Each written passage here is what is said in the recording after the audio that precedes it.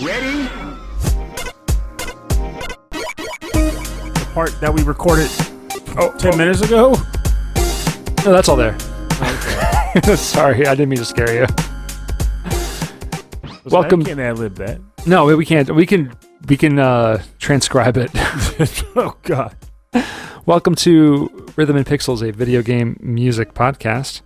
This is episode 22-2, and we are your hosts. My name is Rob Nichols. And I'm Pernell. Every week we bring to you some of our favorite video game music tracks. This is a week with it's not a live streamed episode. There's no guests. Sentences are a little difficult to string together, but we're going to get this thing moving. We're going to make it work. And we're going to do it with caffeine and zest. Yeah, we have a lot of water. We have a lot of caffeine. I have a diet soda. We're doing all right. Is that Chinese food? Yeah, it's going to be my dinner, but I'll eat it when I get home. Okay. I ate a protein bar. There you go. You go. Riding the wave. So, like, I've been, what is it? I don't know. I'm trying to. I've actually been getting into a little bit more game stuff lately, like because of. I got to review La Mulana, which, as everyone knows, it's like one of your favorite games ever. It's La Mulana 2. Yes. Yeah. So, at the time this episode comes out, the La Mulana 1 and 2 will have released physically on Switch and Xbox, and I think PS4 also. And I couldn't resist getting a physical copy of La Mulana 2 because I'm obsessed with the franchise, so I ordered it. But I also got the review code for the Xbox, so I've been playing that. And what ends up happening is that I can't... There we go. I've been able to play it anew, whereas I originally played it on PC, but now I'm playing it again on Xbox. And it's interesting because as I do so, I realize that I'm not making any of the same decisions I made when I played on PC. Is that because of like of your knowledge of the past playthrough, or is it just like you're like, oh, I want to do this now? I don't even remember half of it. I only know because really? There's like small things. Yeah. So I took notes. When you play La Mulana games, you have to take notes because there's a lot of like mapping you want to do, so you can know when to go back for stuff. Oh yeah, I know all about them notes. Oh yeah, chicken scratch scrolling. So I 100%ed Fez. So you know the deal, yeah, because in Fez you got to do something similar. I had to write out a whole language. So like when I played La Mulana on the PC, the second game, I was taking notes like what rooms contain what, come back here with this item, with gear shaped item, stuff like that. So I had those notes available, but I wasn't using them when I was playing this recent release. And as I started getting into the game, I started noticing weird things. Like one, I fought more bosses on this run than I fought on the previous run. Really? Which means I found bosses I didn't find the first time. Interesting. I had less weapons this time than before. Like the last time, it turns out based on my notes, I found at least one new weapon and a bunch of sub-weapons. And this trip, I found one more sub-weapon, one less regular weapon, but I found more locations. It's like are these things randomized, or are they just... No. You're just discovering them. Yeah, that's interesting. That's how big the game is. It's a large game, and it's even though think of it like this. So there's a bunch of interconnected worlds and levels, and a lot of games, the typical way that they break it out in these. This isn't a Metroidvania, but I'm just going to say it because that's what people typically think of. Yeah. So in the typical Metroidvania game, the idea is usually that you go to a place. And you can't get past a certain point without this one item, which you'll get over here. It's like I look over here and I'm like, you know what? I can't jump quite that high. So at some point I'm going to have like a double jump or a super jump. So, and then that's blocking off an area to a much larger area where the super jump might be used more frequently. Yes. Okay. Now, they don't do that in La Mulana? They do, but it's not just that. So La Mulana, it has that for preventing you to get certain items and secrets. But as far as just general exploration goes, you're given access to an absurd amount of the game that you can reach just through ingenuity and just fighting things. So there are boss locks. Like how far do you want to go? And then just do it, yeah. Like there's certain bosses of scenarios, like there's like doors called soul gates where you can't open the door unless you've beaten a certain number of bosses. So those will be ways to kind of just like wall gate you in general. But for the most part, there will be areas you can just stroll into And then you're like, now that I'm here, what the heck do I do? And you're exploring it, and you'll find a few things here and there. You'll solve a few quickie puzzles, and then you're like, now what? And what happens in the way they design the game, which is, I think, is both awesome and part of what makes it so difficult, is that they design these games so that there eventually becomes a point where there are clues and hints and items that would tie in together, strewn all over all the worlds. And then eventually you're like, okay, based on the notes I took, in the Tomb of the Frost Giants, I found a green crown. I have to take that green crown back to this location where, so long as I have the cog of time, I can put the crown atop the cog of time, spin the cog counterclockwise, turn time back 3 hours in this location, then the world turns blue. At that point, it's a good thing, because now that the world is blue, I can go to the Grave of the Dead. I want to play the this Grave game of the now. Dead allows me to do these things. Yeah. It's like, all of a sudden, you start twerking the world in weird ways, and now you start finding, like, wait a minute, there's this whole area I never found because the game was waiting for me to solve this multi-region linked-up puzzle that now opens the door for me to do crazy stuff. And it just feels amazing to explore. Like, when you figure something out, it feels amazing. Like, if I play, I'm going to say because it sounds like it's not totally spelled out. Like Oh, it's it's not not. like written. Like so when you figure it out, like you feel that much smarter for it, right? Yeah. God, yes. And admittedly, that's also part of why a lot of people like will get frustrated, or they'll say, Sure. "Why isn't this easier, better, different?" It's because it couldn't work any other way. Is there a PS4? It will release be for next it? week. I think I might be Well, playing this week as of this episode release anyway. because I'm going to be doing a half and half self-quarantine situation because of my office and the age of the people that I work with, trying to reduce exposure.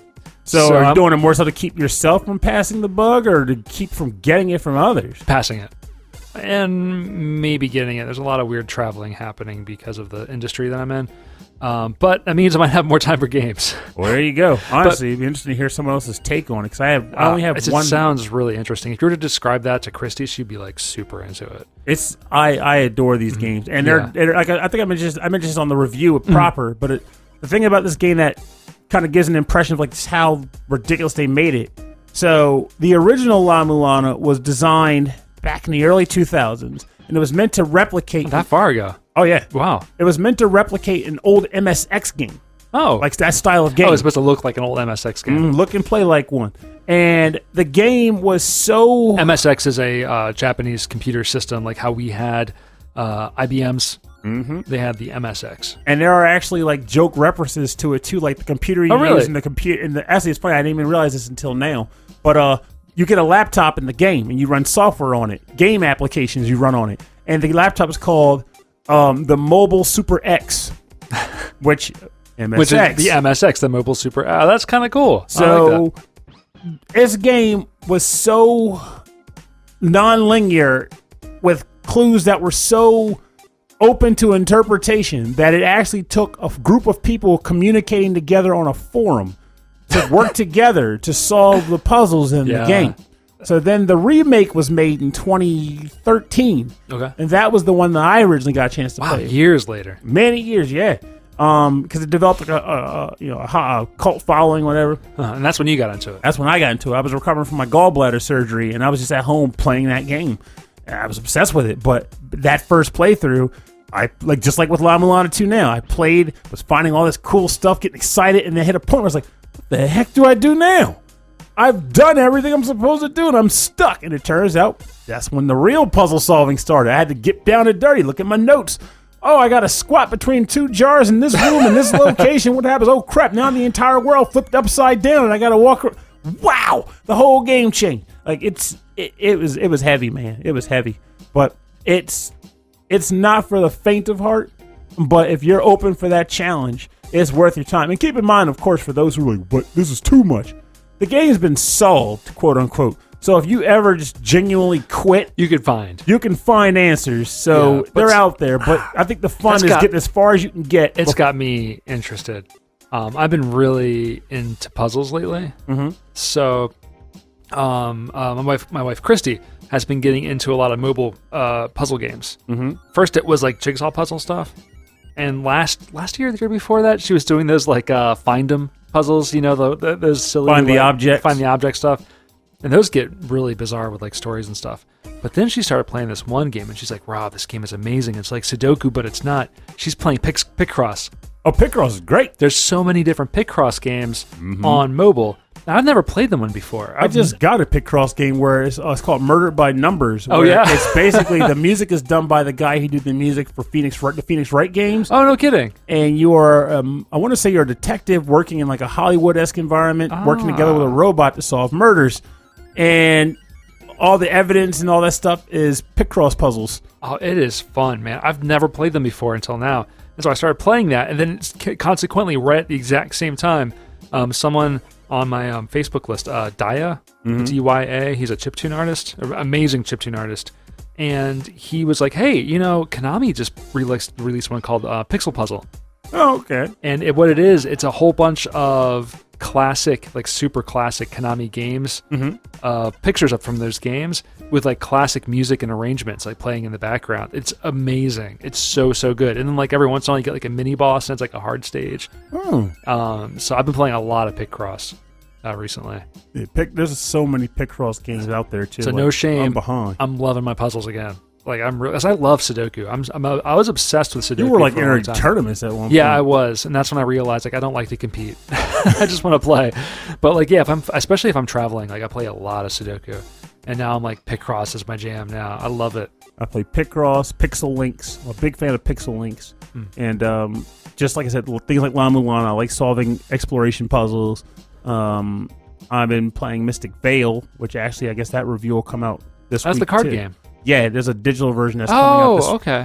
This week. Because the fun thing about the card game is that the cards actually like kind of overlay each other. Yeah, and while I'll admit that the video game clearly loses something in translation, but I've said that about most board games. It's true. Video I've reviewed. Half of the fun of the board game is like moving the things around and like planning and plotting and in the case of Mystic Veil, a lot of the fun is seeing all the cards on the table, picking it up and actually slotting it into the card. Yeah. And then when you're reshuffling and putting the cards down and feeling that card you're turning, it's like, this is a thick card. I'm missing some stuff in here. And you feel like, yeah, my power card. Like, it loses that. But as an alternative to buying a more expensive physical game, and as a means to play a game when you don't have multiplayer available to you typically, it's still good. It's a great implementation. It's just, if I had the choice between playing a physical version with friends and playing this digital version with friends, I'd take the physical any day of the week. Yeah, I'm with you, man. Like we played Scythe. That game is enormous. There were so many choices and decisions to make, and you and me and Christy, we were like fighting hardcore. We just learned the game. We were already like at each other's throats. I could see that game being a video game super easily, but I wouldn't want it. Yeah, it wouldn't be nearly as enjoyable because instead of actually leaning forward and looking over the board, instead you're just moving a cursor to scroll around the board. Yeah, instead of feeling the giant mech going on the board, it's like, okay, the computer just plopped them down for you. Like it's sitting next to you and my wife and like talking to each other and laughing and like strategizing and like as you're making a move, I'm like, oh. That's it. Like, what do you smile about? And then that's the other thing. If on a video game, I love that. You can't in a video. You can't have that experience where you're like putting the piece down, and as you're doing it, you kind of catch somebody at the corner of your eye, like smiling, because they know that you're making the move that benefits them. Yeah. You're like, wait, no, and you bring your hand back. You're like, I'm not doing that now. You can't do like poker face. You can't be like, okay, I have to maintain composure while they're making a horrible mistake without realizing it. Yep. Like, I love that about board games. I keep thinking like we could do like a whole board game podcast because we play so much. Honestly, yeah, I agree. But we could also do like live streaming video games. There's just so much we could do if we just had more time. And I knew how to edit anything. Quit our jobs and just do this. If it could pay my bills, I would do it. If you want to pay our bills, email us at rhythmandpixels@hotmail.com and tell us what sum of our yearly salaries you'd be willing to pay. Because man, if we were like 20 years younger. This is what we'd be doing. Oh, yeah. This is what we'd be doing all the time. There's a part of me that would feel almost scared about that, too, because I could picture myself playing a board game against you or something, and then just have, 50 people writing in. It's like, that was the dumbest move. If I was playing that game, I'd have moved the piece counterclockwise. But the internet we had when we were That's true. Nobody would have been able to do that. No, we couldn't have We would have gotten emails, and we could have just deleted those if it got so bad. But we couldn't have done anything. with the internet that we had. Streaming wasn't a thing back then. That's no, for sure. I think all of my internet came from my Dreamcast. I didn't have a computer. It was just my Dreamcast. No, think about it. Oh wow, yeah, that browser was rough too. I know it worked, but it was rough. It worked. I connected to Earthlink. Remember Earthlink? Earthlink. Okay, we should probably get started on our. This is turning last week. I love how this could have been the Patreon preamble, but at the same time, you got your that's own, a little bit of column A, a little bit of column B. You got your own preamble about our neighborhood. So anyway, if you're a Patreon member, patreon.com/rhythmandpixels, you get a prequel episode the day before these episodes are released, so they'll be released on Tuesdays, and it's just you and me catching up, or with a guest, hanging out and sort of mincing the chicken, or splashing the paint, or surfing the curl. All of these things sound horrible. Tubing the goo. We're just getting sometimes you can't just turn it on and start talking. You have to start talking and then turn it on. Mm-hmm. There's a whole thing. There's a whole series. I said we were going to start this show, but I'm not going to. There's a whole thing. There's a whole a network of podcasts called Earwolf. Okay. And it's a lot of stand-up acts. A lot of stand-up comics and stuff doing their own thing. Okay. So there's a lot of really famous, really, really popular podcasts on Earwolf. And what they like to do is they like to do a cold open where they just turn the microphones on halfway through them talking. That's a smart way to go. And then they actually candid dialogue. And then they actually introduce the show 5 or 10 minutes in. That's a good way to do it. It's good. You get a lot of candid dialogue. That's pretty much how it is with us too, because I'm not really thinking about it. I'm just ramble tamble. It's kind of a gimmick though that they're going to do. So I would never want to do it here, but every once in a while, I kind of like to leave stuff in just because it's hey, we're having fun. And, and if you turn it in, it's hey, you're hanging out with us too, because you are hanging out with us too. That's right. And maybe you're home for a while and you need some company. We're here. You even get to hear about those things, the occasional normal life things, burning the quiche. Or slipping on the floor while mopping, right? Or my dog chewing up my homework. Exactly. Yeah. All these nifty things, human things. All right. So I asked you this morning, what is our topic again? And you said Superfund. Superfund. Yes. A very large funding of something. But that's not what you thought. Oh, I was thinking government. No, you weren't. I did. And guess what? You lied! It's an even-numbered episode. You lied earlier! My first track is... Well, some of it is. My first track is from SimCity for the Super Nintendo. And this is the budgeting theme. As you're budgeting your cleanup of your city. And when we come back in, we're going to talk about that because you're just trying to sneak by. Yeah, you do that. You picked SimCity. This is the first track I picked today. I know, but that description is not super fun. This is composed by Soyo Oka. Soyo Oka. That's my girl. That's my girl. Soybean Oka. We got it. Soybean Oka. I can't wait. I'm ready to come back. Mario Kart? Come on. Pilot Wings? Come on. That ain't super fun. We'll talk about it when we come back. All right, after these messages, talk about Superfund. It's the budgeting theme from SimCity.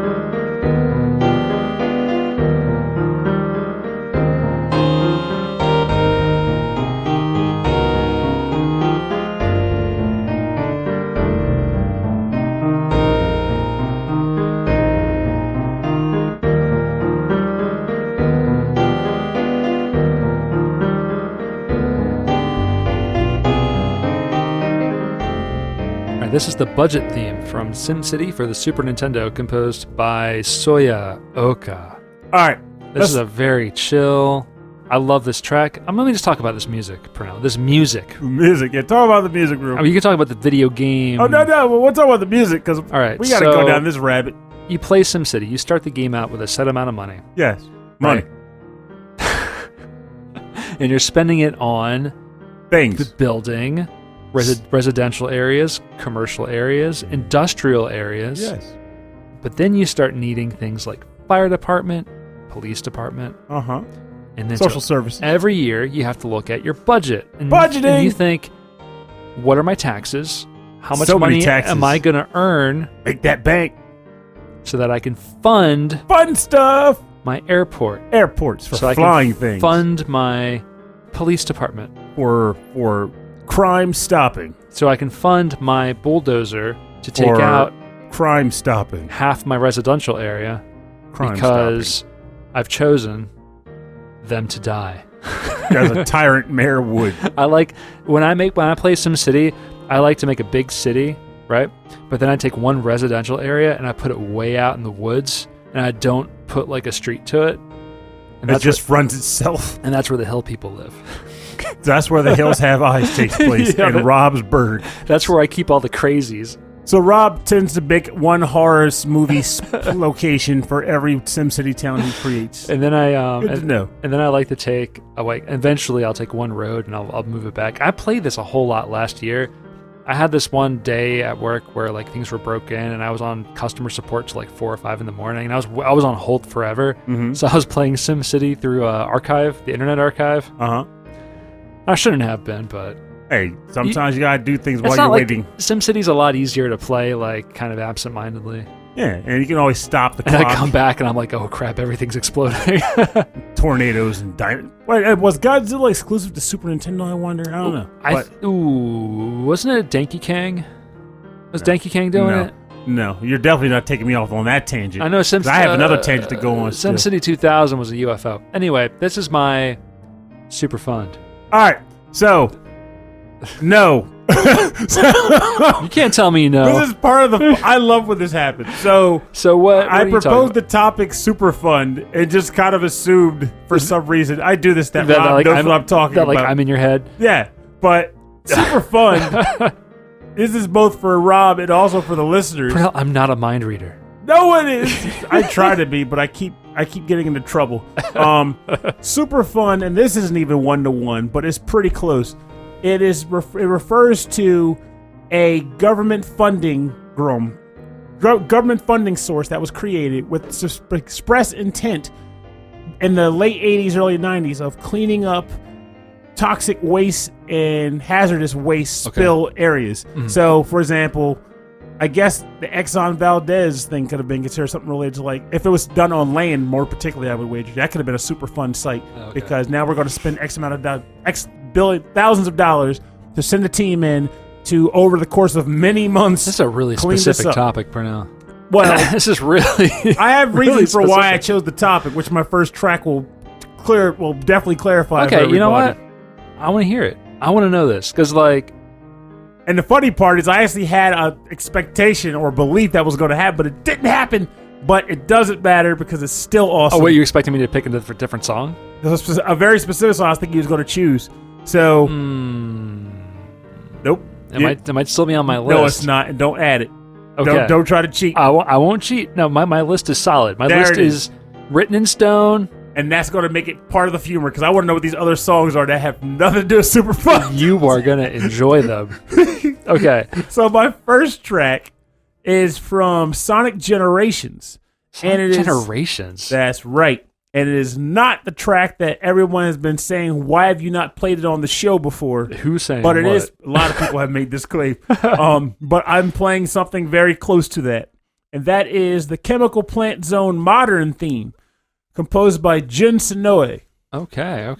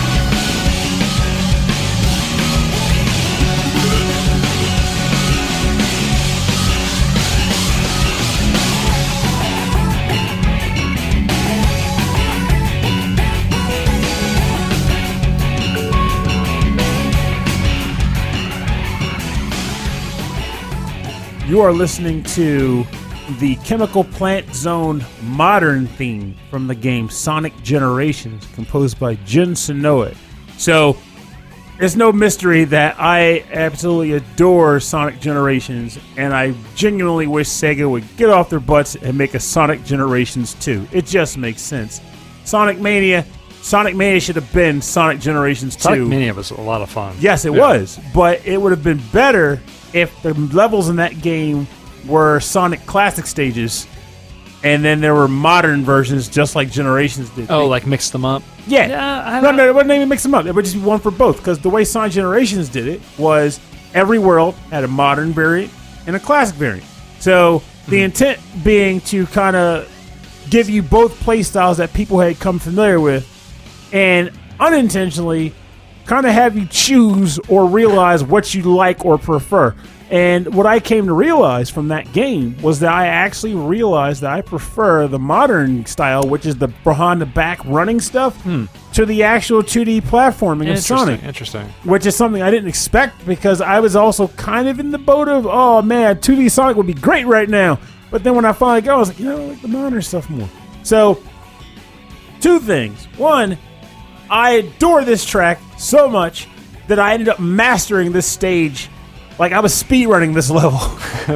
Because this is the modern theme. So this is the modern, like, behind the back, like, running. Mm-hmm. Go on. I have some criticisms, but keep going. Of course. Yeah. I get that a lot of things that people dislike about the modern style is that it sometimes feel like you're just holding a button to go very fast and you blast through stuff. It's kind of like it's kind of on rails. It's almost, to me, it feels like an endless runner, where it's like you're just kind of timing your jumps. I can kind of see that, which is fine. I mean, those are fun too. But here's the weirdness about it. So, to me, it really ties back into what I think of the character design of Sonic the Hedgehog. So, all the original games, Sonic was this very fast rodent thing. I don't know. He was faster than Mario. He was cooler than Mario. He was bluer than Mario. He was spikier than Mario. He was just, in every way, he was more than Mario. More than Mario. Except for when it came to power-ups. Don't never touch Mario on power-ups. Never. Not even the shields could do it. Anyway, could not. That fire shield in Sonic 3. It was. I like the shields. It's cool. But I'll always prefer Mario Brothers power-ups. When he goes Super Saiyan, when you get all of those like Chaos Emeralds. That's cool, but it's also just blowing through stuff. Just like what people say about this. It's like now you're just holding forward because nothing is an obstacle anymore. You're super. Pits are obstacles. Oh yeah, but they're in Sonic Generation. They're in the modern games too.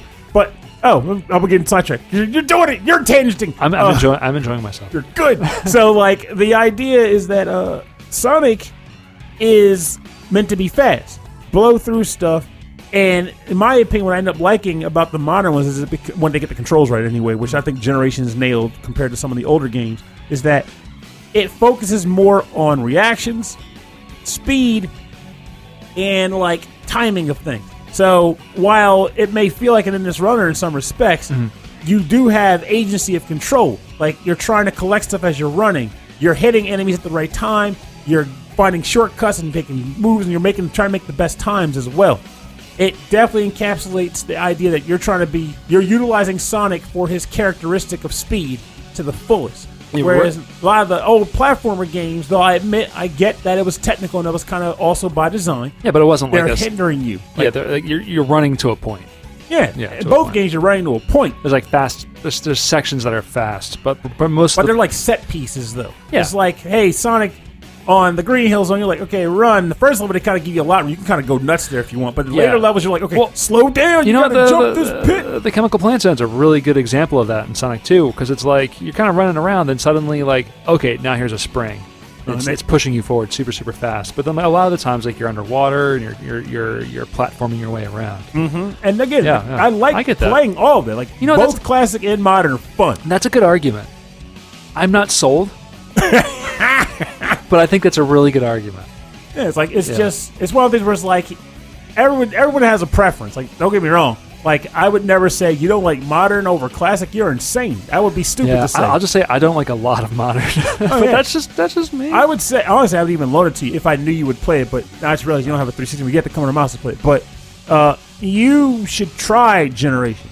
As in specifically that game. I've watched a lot of Generations, so maybe I would like it. Generation X, Y, what? I mean, I've watched a lot of Sonic Generations playthrough on YouTube. I watch a lot of playthroughs per now. Oh. I don't play games anymore. I play throughs. I just watch them. I play throughs. All right, so how about a classic game per now? How about a classic game that I've played a lot? Where's the Superfund? Okay, so again, not so sure about the topic. In my mind, I was thinking pay to win. Pay to win. That sounds super fun. That sounds like funding something to win. You need a super fund. You're paying to win. So I was like, mobile game? No. You know what you pay to win? Yojimbo from Final Fantasy X. Interesting choice. Because that's not the only way, but it's like the only way I could beat a lot of like the Dark Aeons. Isn't that the only way you can get him too? Yojimbo? You have to pay him to join you. You have to pay him to join you, and you have to pay him to fight for you. Mm-hmm. And if you don't use him at all, you have to pay him a lot of money to do things for you. What do you mean? You don't use him at all? I'll explain this later. All right. But, Brunel, I'll explain on the way. No time. No time now. There's no time to explain. So this is called a Contest of Aeons from the Final Fantasy X HD Remaster, composed by Junya Nakano. So this is when you find Yuna's master, and you have to fight her Aeon to Aeon. So it's like we start fighting Dark Aeons? Not necessarily. Throughout the game proper, you fight like just Aeon to Aeon to earn like more items or to just progress through the game. It's kind of like a monster fight. But that was something only added for the remaster version. No, it's in the original too. Yeah, my memory is shot for that. There's some additional content with some of the hidden Aeons from the first game. The Dark Aeons are just there for just hating yourself. Just to be hating yourself, yeah. But I can talk about that as we go on. But this is a Contest of Aeons from Final Fantasy X HD Remaster. Why does that have to be the official name of the game? I want you to know it was remastered. I dub.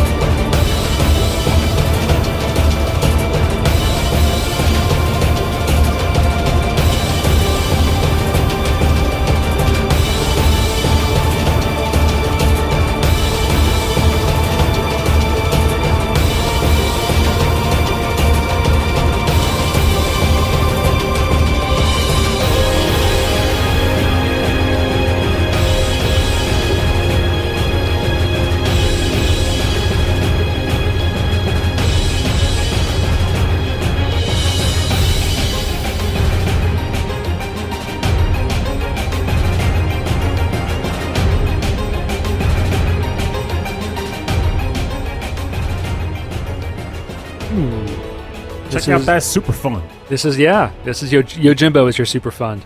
He cleans up all of the monsters. If you just give him enough money. That's right. This is a Contest of Aeons, the Summoned Beast Battle from Final Fantasy X. This is the HD Remaster version, and it's composed by Junya Nakano. This is a wonderful tune, actually. I'm actually sad that I don't remember from the game. That means I haven't played Final Fantasy X. Well, this does sound really different from the original 10, so maybe that's probably why you don't recognize it. Oh, okay. But you only encounter this like maybe In the game proper, maybe 2 or 3 times. If you start to go for the hidden Aeons, which would be Anima and Yojimbo. I definitely went for Anima. I did get Anima before I was done. Okay, then In fact, when I stopped, I was going for where Yojimbo is. You know, okay, then that would have been a lot easier if you went way after in the end. But the Magus sisters, did you do the Bug sisters? I did. Okay, then you would have done this many times because you have to fight. They were actually one of my favorite hidden bosses in a Final Fantasy game in a long time. They're really cool. So, at the very, very end of Final Fantasy X in the European version, and then what they brought over in the HD remaster, is the Dark Aeons. So the idea is at the very, very end of Final Fantasy X, you've essentially killed God. Yuna has trained her whole life to sacrifice herself to stop sin from destroying the world. Yes. Over and over and over again. And then, of course, Titus comes in and is like, hey, come on, let's do our own thing. And they think there has to be a better way. So instead of sacrificing herself, she kills the god, and suddenly sin is just going to run rampant and destroy the world. But of course, we know that there's a whole thing with Titus and who Sin is, and you know the reality of it. Yeah, the reality of it. So this is the end of the game. I'm sorry, there's a little bit of spoilers here, but not really because the game is so old. Enjoy it. Yeah, spoiler. The statute of limitations on spoilers are over. So if you think about it, the entire world is hyper religious because of the fear of sin destroying them. Right. All around the religion of Yevon. So is the whole concept of Dark Aeons actually like them trying to punish her for going against the grain? Yes. That's actually really cool. What they're doing is they've summoned their own Aeons to fight her, the summoner. So they're the Dark Aeons. So when you go back to revisit the temples, they're protecting the temples. Oh, cool. And there's a lot of hidden items you need to get like the bonus content that are, if you don't know it, are suddenly blocked by these Aeons. So if you try to like go into these other areas like and backtrack, suddenly they're waiting for you. Suddenly, like these whole cutscenes open up of these people coming out and being like, you're a traitor, and they fight you, and it's crazy hard. That sounds awesome to me. So for me, the way to do it is Yojimbo. You give him enough money. You take care of everything. He has this one move that it doesn't matter what the boss is in the game. Any boss in the game. And he kills bosses with it. He kills everything. One shot, the head comes clean off. So that seems like it just breaks it, but is it that much money, I guess, is why it still doesn't quite break it? So this is one of the things in Final Fantasy. This is such a Final Fantasy thing to do, where there's all these hidden variables in the system of Yojimbo's his relationship status to Yuna, how often you use him. If you bring him out and you don't fight, you lose points. If you bring him out and you don't give him enough money and he gets hit, you lose points. If you bring him out and he gets killed, like you summon monsters just to absorb hits. Yeah. If you do that to Yojimbo, he hates you for it and you lose points. Whoa. But if you use him and kill things, eventually it's a lot cheaper. Oh, so he gets to give you discounts. You start to be like, oh, okay, give him like maybe 20,000 and he'll do the move for you. So basically you can just run rampant over all the Dark Aeons just with him. I did that a couple times. I had to. Wow. You just bring him out and you're like, Yojimbo, pay to win. Literally pay to win. Yeah, that's the joke with Final Fantasy X. After a point, it's just pay to win. You just give him money and like he just cleans up the game for you. Pay to win before it was actually a thing. Yeah. Because that game came out before pay to win was a concept. Okay, I think I'm done talking about Final Fantasy X on the podcast forever. 2 weeks from now. Final Fantasy X, guys. No, Blitzball stopped me. I'm done. I'm not. So Final Fantasy I'm not these things called shoe puffs, right? And you ride them. I love sometimes. shoe puffs. Shut your mouth about shoe puffs. I love. I'm not going to dodge lightning bolts. I am not going to play Blitzball. Yeah, you will. I'm done. Next anniversary, you guys are going to be on that couch playing Blitzball. Just like you do every year. No, she wouldn't watch me. She was not into Blitzball. She couldn't do it. She's like, Rob, you do it for me. She does. Even she has a breaking point. Like, none of this crap. None of that stuff. Yeah, it was too boring, too traumatic, too monotonous. It's traumatic. It's just monotonous. It's just monotonous. The trauma. Once you get the hang of it, I can Still see why traumatic. people enjoyed it, though, right? Yeah, I mean, I can see why people enjoy, scrubbing paint off the floor. I mean, it doesn't mean I want to do it. Okay, so Superfund? Massive amounts of money to clean up monsters? I'm going to chuckle at the fact that this is pretty interesting choice for the word Superfund. So I can't hate that. Okay, all right. I got to dig that. All right, so what's your next theme for Superfund? I'm going to take a reach here because I'd rather play this track from the same game, and I really was going to play the one I didn't want to play so much. Is it the Toxic Avengers for the NES? No, I have to do this. I got to be legit. I got to be authentic. I'll play the other track another time. Okay, So, all right. I got to know what the other one is now. this track comes from the game Zombies Ate My Neighbors. Oh, okay. And it is called, I mean, it doesn't really have a true name because the OST didn't have named tracks. Right, it's like Stage whatever or something, right? Yeah, but this track originally plays on the level, first plays on the level called Weird Kids on the Block, which is like stage 5 or something. And it's composed by Joe McDermott.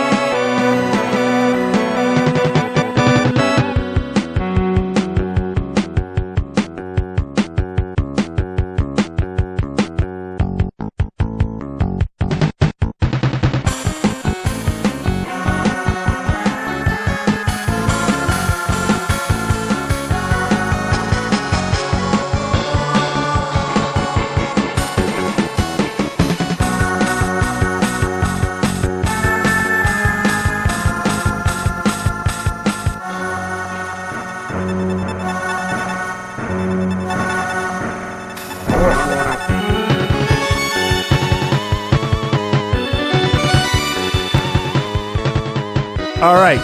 Those who are familiar with this game may realize that this is not Weird Kids on the Block. This is actually Pyramid of Fear from the game Zombies Ate My Neighbors, composed by Joe McDermott. A few notes about this.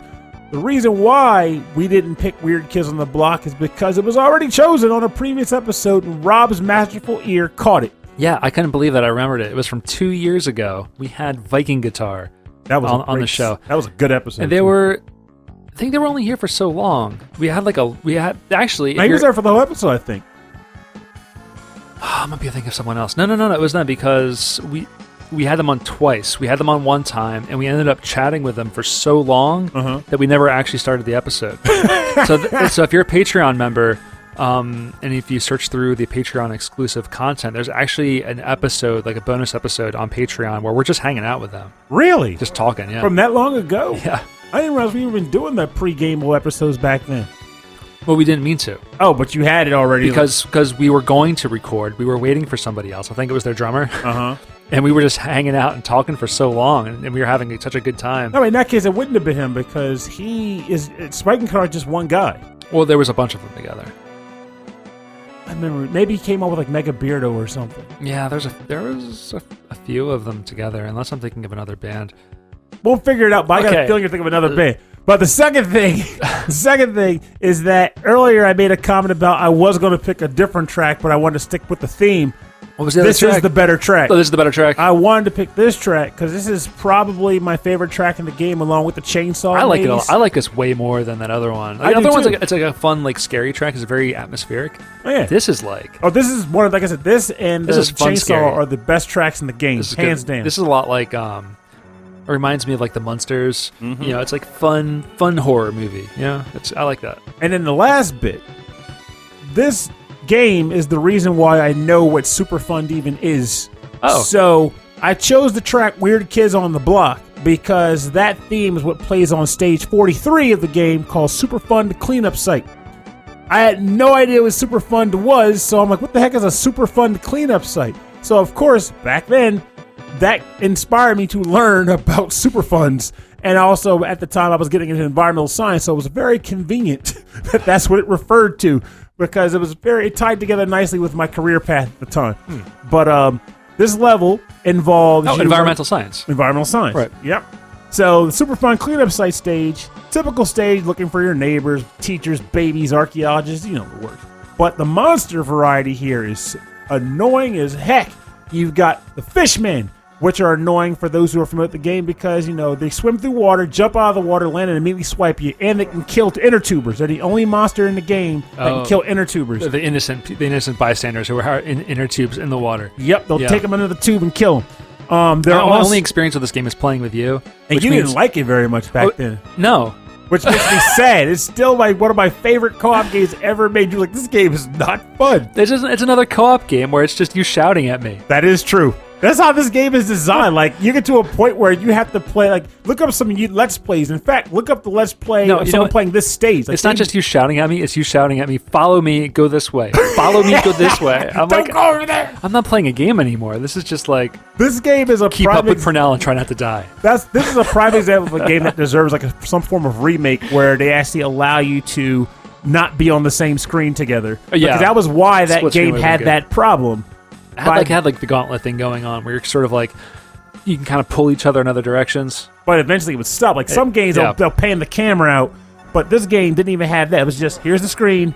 If you find yourself, say, up in the upper left corner behind a bush, and the other guy's down at the bottom, now you got to move so the guy at the top can maneuver around the bush to get out, unless he wants to go the other way, and now you're fighting while a guy with a chainsaw is running after you. Or... a jelly slime toxic monster is dropping goo on you. And the game is quote unquote cooperative. There ain't no co-op in this. There's no co-op in this. It's all about demands. I want more points. I want to win. Hurry up over here, the teacher, but the baby. There's a lot of board games like that where it's it's kind of cooperative, but in the end it's no, I want to win. No, I want more points than you. I like those games. I like those games. The ones I don't. That's why I honestly kind of prefer that style to the full co-op. Specifically because with full co-op games, unless you have that kind of relationship socially, it always ends up with that one person kind of running the game. Yeah, I've had a really good time playing Pandemic and what's the other one? Forbidden Desert. Mm-hmm. Because I feel like we have a good team. Oh yeah, for sure. I would say the best types of co-op games, which I have to figure out more of those to play with you, though Forbidden Desert kind of fits that mold. It's a co-op game where you are collectively working together, but the things you can do are so specific to you that it is almost impossible for anyone else to tell you what to do. Yeah, it's like, oh, I'm stuck here, and then someone's like, oh, I can fix that. Like Pandemic has a very similar structure where it's like, oh, I want to figure this out. And it's like, on my turn, I can do that. And so then everyone feels like they actually have a superpower. That's why they got to play Spirit Island. I have that game sitting around at home. Oh, we should get into that. Spirit Island's great. You're killing colonists, you're scaring colonists off the island as deities that have lived on the island for generations. Oh, trying to keep them off of your land. I like that. But each deity or deity, how you want to pronounce it, controls a different power or element. So you function best in certain conditions. So I might be good on the coastline, which means someone inland can't say, Purnell, go take those guys. I'm like, well, that's not how I operate. So if you can scare them to me, I'll work through them. Again, it's dividing those powers so that everyone has to do it together. Mm-hmm. That's really good. It's a fantastic, one of the best co-op games ever made. All right. So, my last track is coming from the game Moonlighter. Ooh. Moonlighter, Purnell. Superfund. Yeah, you're funding your missions into the dungeon. Oh God, that was great. That's my MO for the episode. Super fun. Yeah. So this is the Rynoka Variations. It's a bonus track on the soundtrack, actually. I think there's gonna be some payback from you one day. You're gonna come up with this ridiculous track that you learned about from lunch break at work.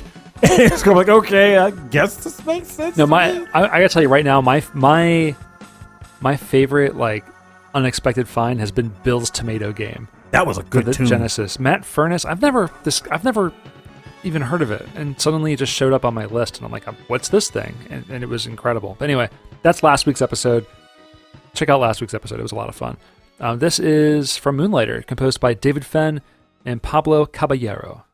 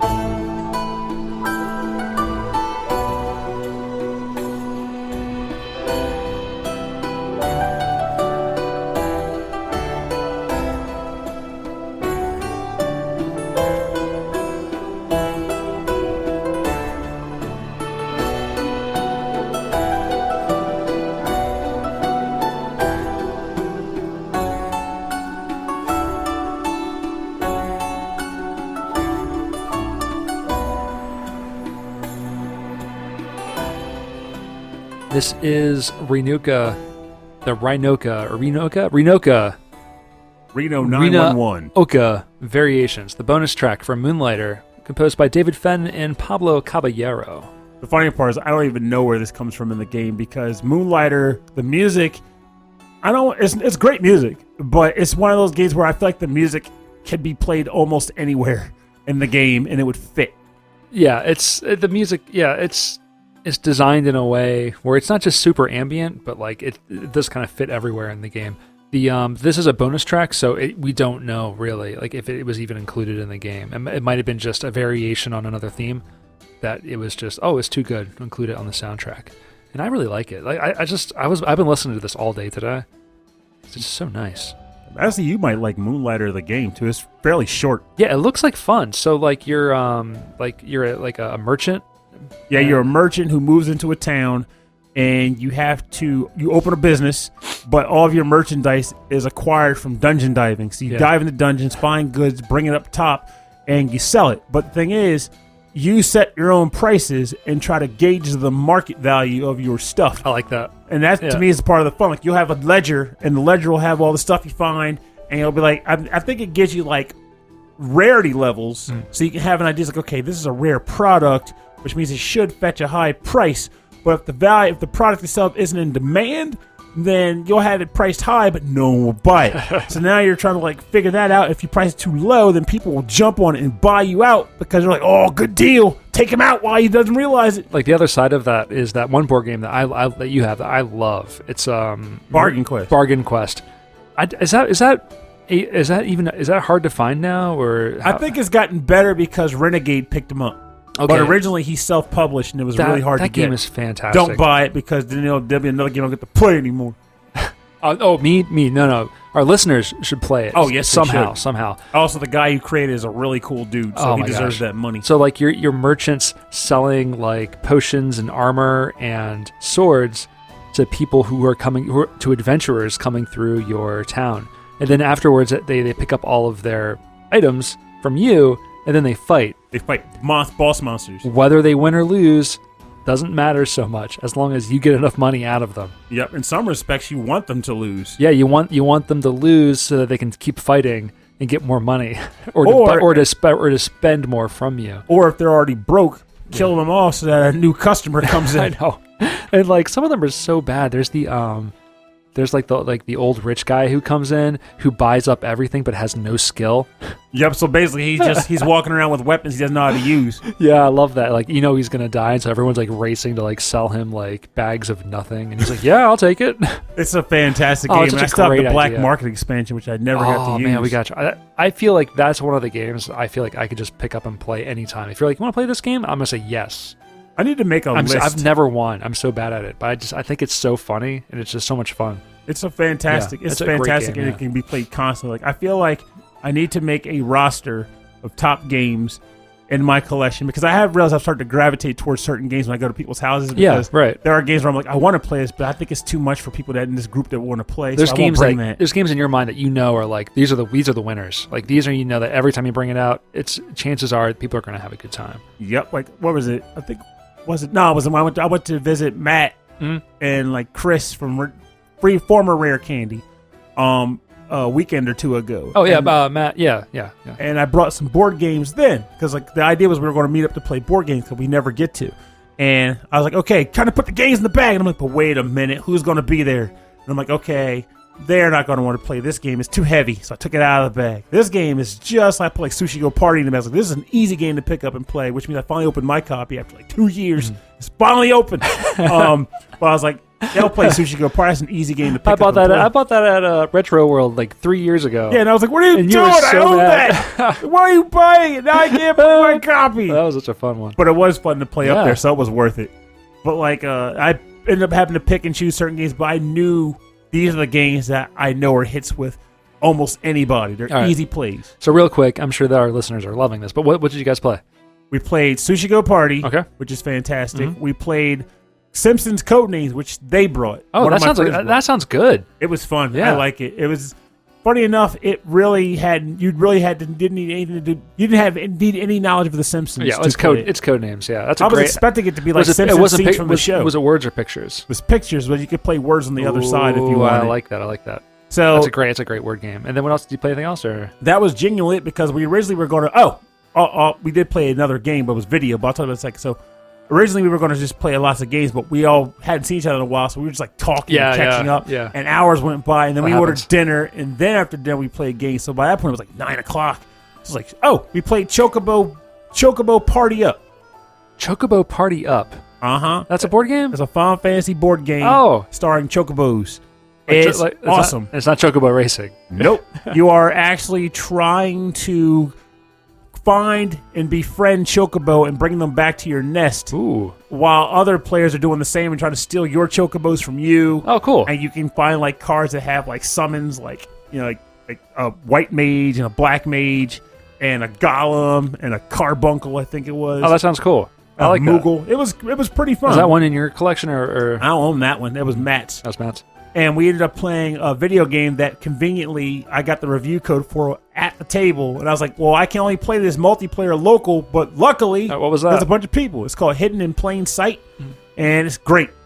It's like a big little mini game thing. Big little. It's a big little mini game thing. And the idea is that you are... Oh, wait. Let's talk about it after the next track, because this one's running a little long. Good call. All right, so what's your final one? This is a tough choice, but... I'm going to go with this track, and maybe I get the other one another time. So this comes from the game The Ooze. Oh, okay. And the track title is called Waste Plant 3, which I guess is, again, didn't have officially named tracks. So, and it's composed by Howard Drossin. Okay, excellent.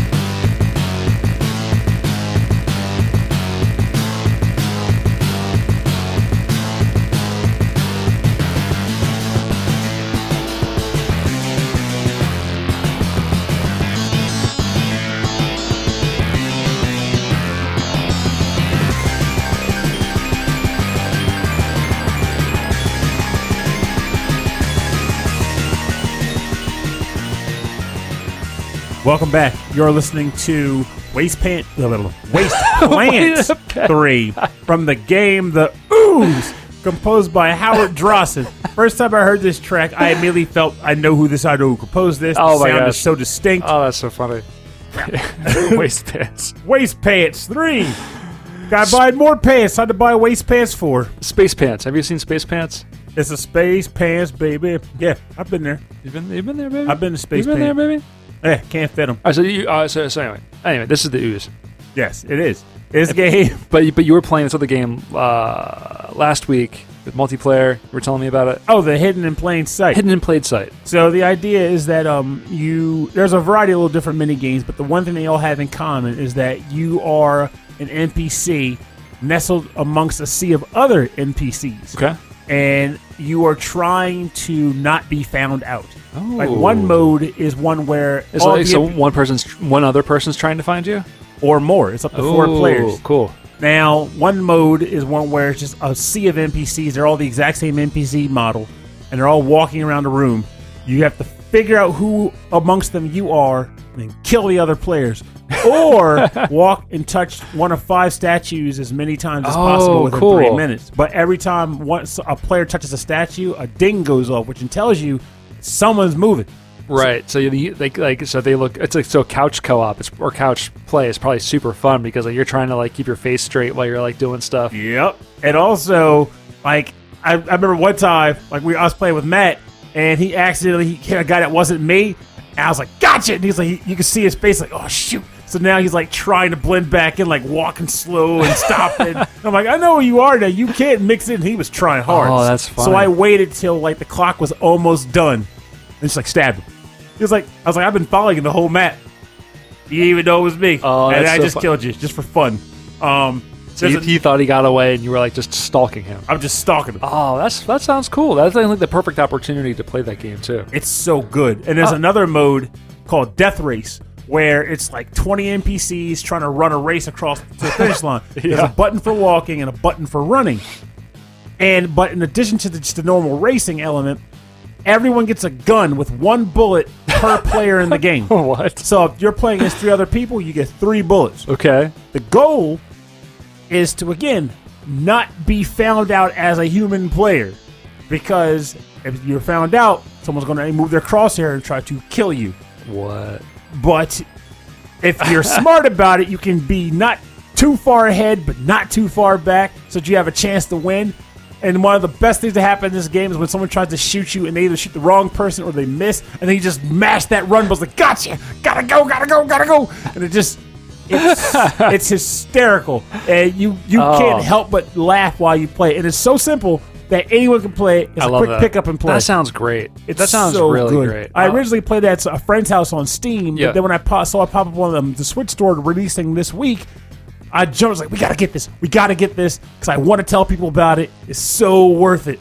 And luckily the code came through. I was like, I want to play the heck out of it. Oh, the Switch is perfect for that. Yes, it because is. you can take it apart and have 2 little That's what controllers I like did. right away. Yeah, that's exactly great, what I did. I docked on his table, handed him one, and then eventually he's like, you want to just play it on my TV? I'm like, even better. But before that, we were able to just play it off the table.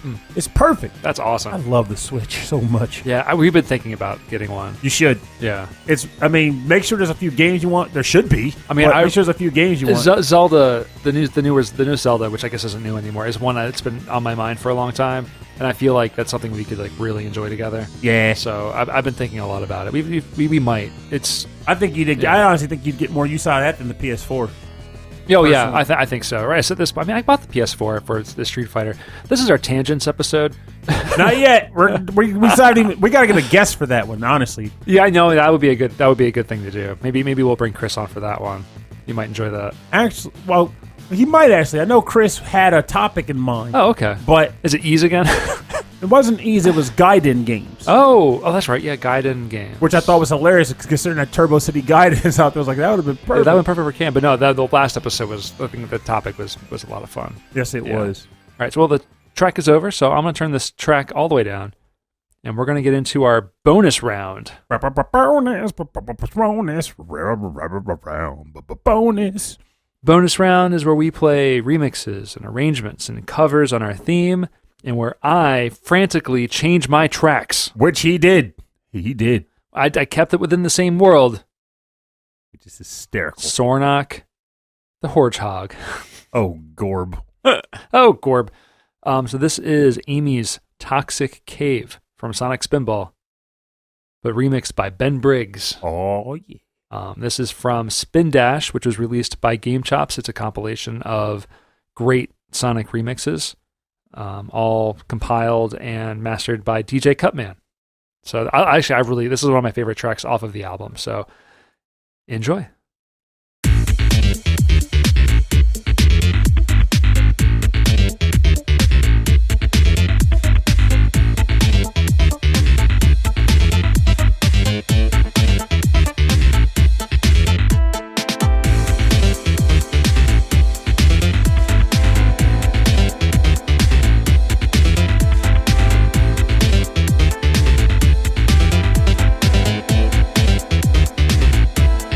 What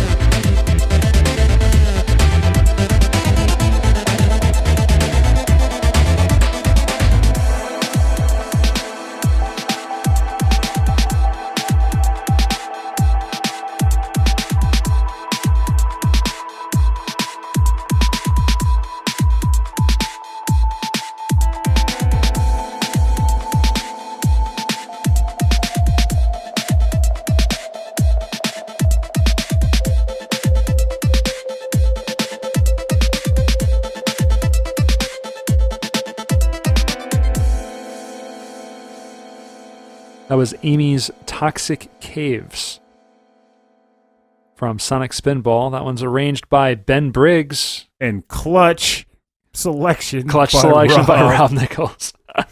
Yeah, okay. Well, we played the original Toxic Caves from Spinball a while back, maybe a couple months ago. And every time I hear that song, I can only think of the remix because I'm more familiar with this remix than I am the original song. Really? Which is really, I mean, it's really close to the original. That bass line is just catchy. It's so catchy. Now you got me wondering if anyone's ever remixed the Hot Furnace stage because that's my favorite track. I mean, I wouldn't be surprised. I feel like every song at this point's been remixed by somebody. You'd be surprised. I come across a few. I'm like, how has this not been done yet? It's always saddening too. But it's nice to see like Spinball getting some remix love in there. Yeah, that game. It's a great game, but it's also so frustrating. It is. The controls are just so weird, so different. It's such a different game. But yeah, I love that. Ben Briggs is a fantastic artist. He's his style, it's him because of like those kind of funky keyboard solos. Funky keyboard Medina? Yeah. We ran into him at MagFest last year. And I was like, oh, I know you. And I was like trying to say like, hi. And you're like, Rob, don't, just leave him alone. Just let him go. Don't leave him be. And I was like, no, I'm just trying to say hi. And you're like, yeah, right. He's just like, all right, I'm out of here. I'm your biggest fan, Briggs. All right, so what's your next track? This comes from a remix. Honestly, this was one of those episodes where I was like, I know the game. I just need to find a good cover. Okay. And man, oh man. You found one. Yes, I did. Unfortunately, it's fortunately. I'm going with the one that I know is easy to access. But this track is a remix from the NES game Toxic Crusaders. It's the Stage 1 remix theme composed by Creepue. Okay. Or Creepue, I don't know, whichever. You're going to have to spell that for me later. Can do.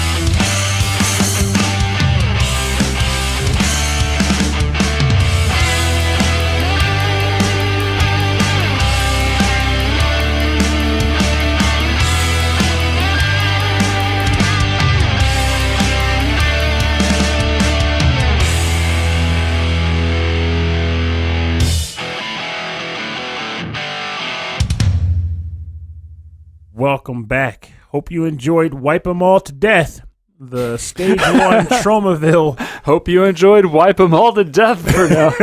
Did you? That's the question.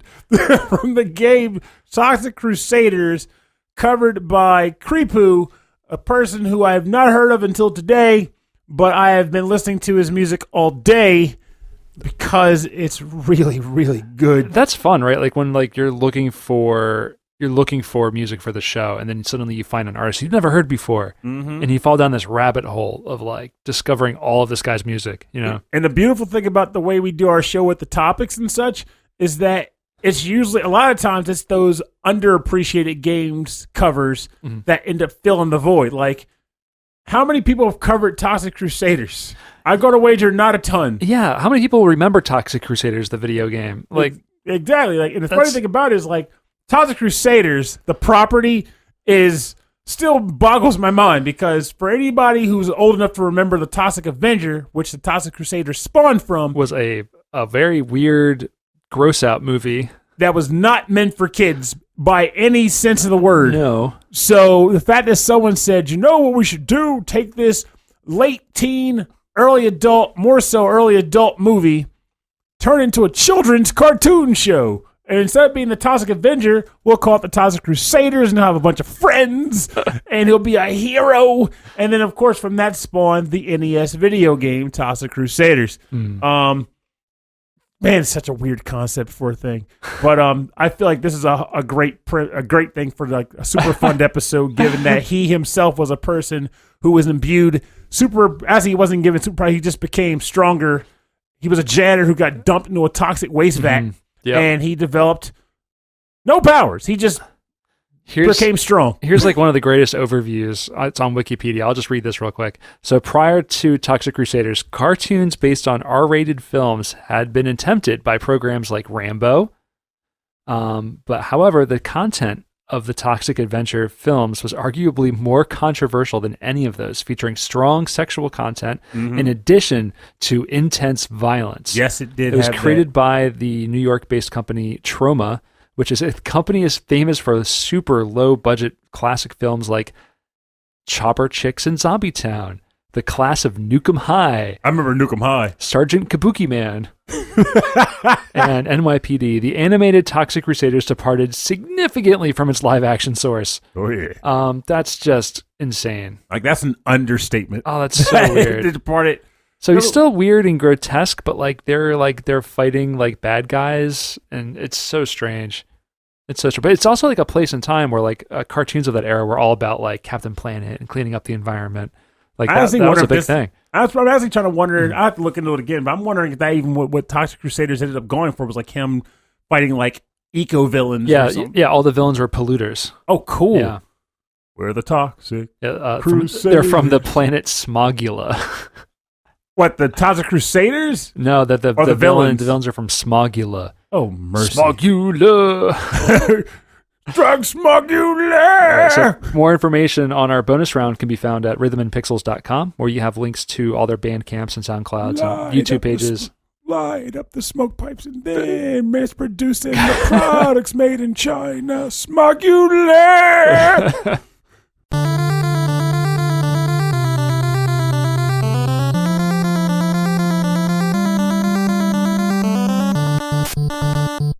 All right, thanks for joining us on episode 22-2 of Rhythm and Pixels Superfund.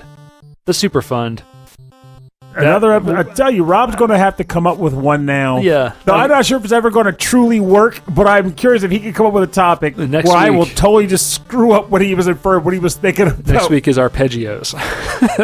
Done. But thinking of arpeggios is different because I can't misconstrue arpeggio. I just won't know what the heck I'm looking for. All right. I'll come up with something for next week. We'll come up, or we'll have a guest, but I'll come up with something for next week. Okay. That sound good? I think that's a great call. I think that's good. But I got to say, it's funny because not only did we have an episode where Chemical Plant was played, but we had an episode where Chemical Plant was played, but it wasn't the Chemical Plant. So technically, we still have yet to play Chemical Plant. So is that true? On the show. Wow, I guess that is true. Yeah, we didn't play the traditional version. We played the Generations version. Oh. Well, if you want to hear Chemical Plant Zone, email Purnell. Specifically. And you can email him at rhythmandpixels@hotmail.com. if you want more information about our show and a full track listing and access to all of our episodes. And why we haven't played Chemical Play Zone. All that information. Go to the website. rhythmandpixels.com. Actually, on our podcast feed, if you're listening to this on Spotify or on Apple Podcasts or wherever, only the last 150 episodes are available. And That's amazing that we've gotten that far. Yeah, we have. This is episode 214. Did you ever total. see us getting that far? No, which is why I didn't have the foresight to set this up properly. So if you want access to the... Eventually, I'll get them all up and working properly. But until then, you can go to the website and download them there. Spotify might have held on to them. We can get some They do things vintage their Rhythm own. and Pixels. Yeah, they do things... Yeah, right. I don't know if you want to go back. Yes, you do. Yes, you do. But Spotify seems to do things a little differently. So We lived in different houses, it's actually a great different place cars, to listen to it. Because different jobs, we had different diets, different everything. different everything. Multiple console generations. Yes, we've spanned generations. Soon we'll be in the PlayStation 5 era. That's right. Then we'll have classic episodes and modern episodes. You can also check us out on YouTube, youtube.com/rhythmandpixels. We have a radio station that's playing nothing but 8-bit and 16-bit classics and deep cuts 24/7. And if you'd like to support the show extra, you can go to patreon.com/rhythmandpixels. There you get access to prequel episodes and once a week, and then also once a month we do a live streamed episode recording, which is always a lot of fun. And what is our topic for our next live stream episode? Lucky Jams. The Lucky Jams. So it's not Lucky Charms, Lucky Jams. Lucky Jams. So think about that. Marmalade. And if you would like to submit your track suggestions for that episode, please let us know. And we also like to thank all of our Patreon members at the end of every episode. And we'll start with our newest Patreon member, Harold Howard. Thank you very much for your patronage. Greetings, sir. Greetings. And also Dave Taylor is a new Patreon member. Thank you very much. Welcome, Dave Taylor. So we'd like also to thank That Nick Walker, Mike Myers, Johan Perez, Reinhard Zelkova, Andreas Merlberg, Dan Lafton. Doug, you. Got you.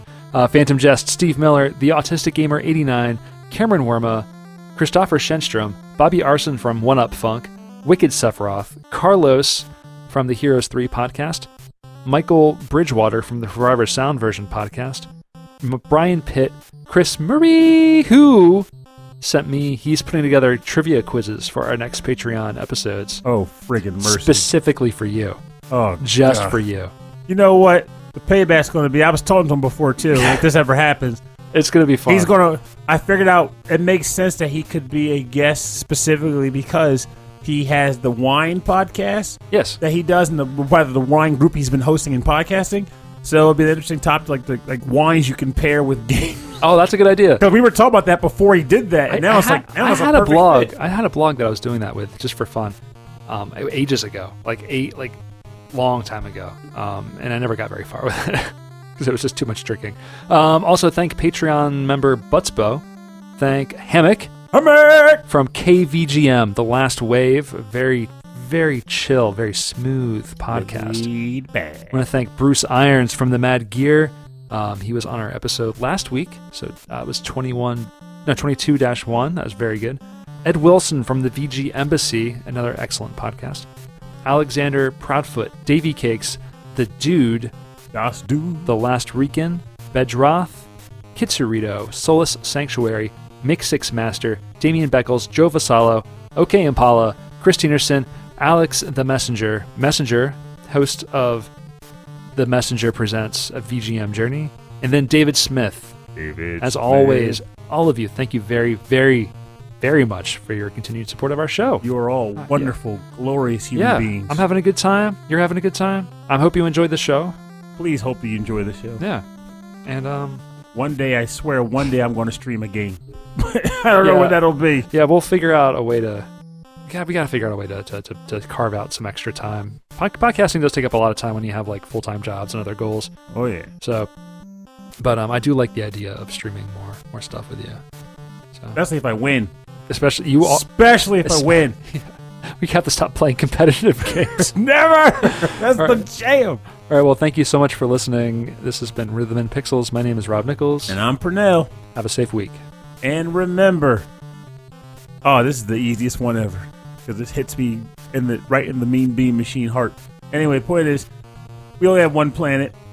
The planet will go on well after we're not here. So while we are here, take freaking good care of it. It's not about, it should be about eco-conservation and things of that nature, but even if it weren't, it's all about just make it about wanting to have a nice clean place to do things, hang out, walk around, put junk in the trash, recycle when you can, reduce, reuse, recycle, all that beautiful stuff. Just don't be an eco-terrorist, minor or major. Be a good influence and impact on the world we live in.